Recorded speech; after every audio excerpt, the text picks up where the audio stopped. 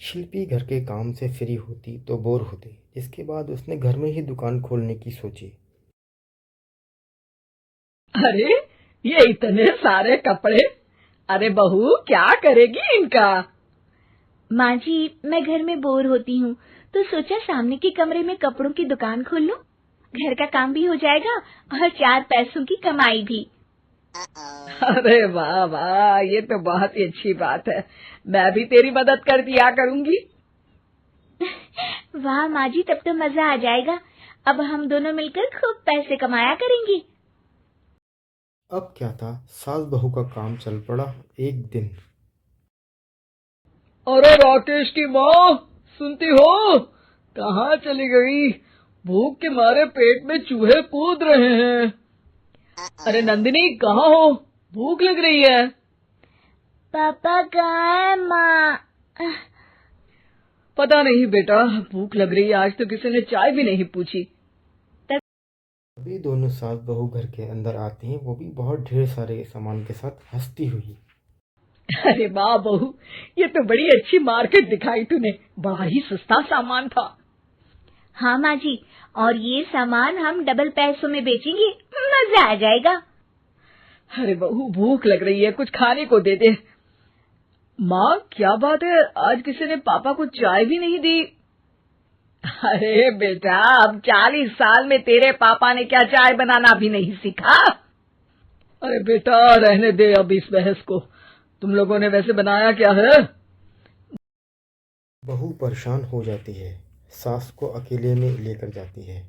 जी, आज तो हम लोगों ने खाना ही नहीं बनाया।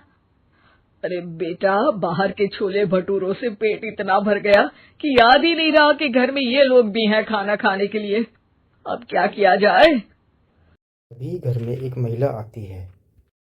जी, वो सुना है आप लोगों की यहाँ साड़ी बिकती है, जरा दिखाएंगे क्या? हाँ हाँ, क्यों नहीं। माँ जी, आप इन्हें साड़ी दिखाइए, मैं तब तक पिताजी और इनके लिए खाने का इंतजाम करती हूँ। सास उस औरत को लेकर सामने वाले कमरे में चली जाती है, जहाँ उन लोगों ने वो दुकान खोली थी। बहू भी किचन में चली जाती है। अब इतनी जल्दी क्या बनाऊं? पापा जी तो खाने के लिए भी बैठ गए हैं। आइडिया, मैं खाना बाहर से ही ऑर्डर कर देती हूँ। इतनी देर में बाहर से खाना आ जाता है। बहू खाना टेबल पे लगा देती है। हे भगवान, कितनी कड़वी दाल बनाई है बेटा। नहीं नहीं पिताजी, वो क्या बात है नंदिनी, रोटी तो चबाई ही नहीं जा रही है। लग रहा है रबड़ खा रहा हूँ। एक तो इतने महंगे होटल से खाना मंगवाया और वो भी इन लोगों को पसंद नहीं आया। अभी सास नोट गिनती हुई बाहर आती है। वाह माँ जी, बड़ी कमाई हुई लगती है।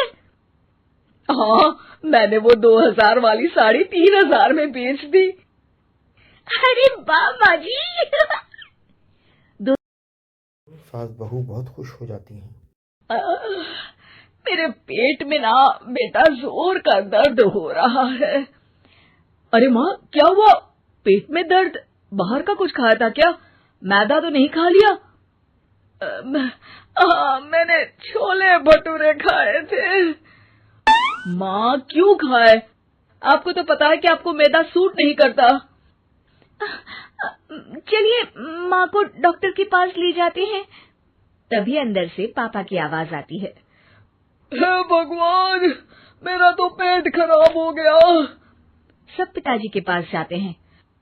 पिताजी, आपको क्या हुआ? खाना बासी था शायद। अरे पिताजी, नंदिनी जानती है कि बासी खाने से आपकी तबीयत खराब हो जाती है, तो वो ऐसा क्यों देगी, है ना नंदिनी? वो खाना मैंने बाहर से ऑर्डर किया था। मैं और माँ दुकान का सामान लेने गए थे, इसलिए खाना नहीं बना पाए। क्या नंदिनी, दुकान के चक्कर में तुमने तो सारे घर का हाल बिगाड़ रखा है। चलो, अब माँ और पापा को लेकर अस्पताल चलते हैं। अस्पताल जाने पर डॉक्टर कहते हैं, हाँ, इन दोनों को तो एक दिन के लिए एडमिट करना पड़ेगा। क्या? क्यों? पेट ही तो खराब है ना। हाँ, तो घर ले जाइए ना, अगर लग रहा है कि कोई बड़ी बात नहीं है और हम सिर्फ पैसा कमाने के लिए इन लोगों को एडमिट कर रहे हैं। नर्स, जरा इन लोगों को बिल तो दे देना। चलिए मैं आप लोगों को पैकेज समझा देती हूँ। जब बहू के हाथ में बिल आता है, हे भगवान, 60,000 रुपए! इतना तो मैंने कमाया भी ना था। अब समझ गई कि कमाई के चक्कर में घर के लोगों की सेहत के साथ मैं खिलवाड़ कर रही थी।